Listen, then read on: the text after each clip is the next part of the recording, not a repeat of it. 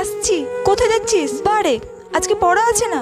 শোন মনা, তোর স্যারকে বলবি এই সন্ধ্যাবেলার দিকের পড়াটা সকালবেলার দিকে করিয়ে দিতে। তোর আস্তে আস্তে সেই কত রাত্রি হয়ে যায় বলতো। বলবো এই ফোনটা নিয়ে যা। আর শোন, পড়া হয়ে গেলে কিন্তু কোচিং থেকে একদম বের হবি না।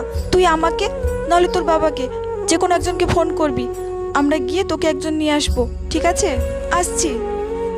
সন্ধ্যা 7টা বেজে গেল, মেয়েটা এখনো পর্যন্ত একটা ফোনও করলো না। আর আমিও যে একটু এগিয়ে যাব, রাস্তাঘাটে এমন অন্ধকার, বেরোতেই যেন ভয় লাগে। অন্যদিন তো মেয়েটা অনেক আগেই ছুটি হয়ে যায়, বাড়ি চলে আসে। আজকে তো দেরি হচ্ছে কেন? মা, মা, আমি এসব কি ভাবছি?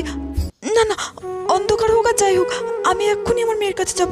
ও মা, মনা, তুই ফোন করলি না, একা একা চলে আসলি কেন? তুমি যে ফোনটা দিয়েছিলে ওই ফোনটা তো চার্জই শেষ হয়ে গেছিল, সেই জন্য স্যার বাড়িতে দিয়ে গেল। আমি কত চিন্তা করছিলাম জানিস, এই সমাজে মেয়ের মাদের এইভাবে ভয় কাটাতে হবে রে।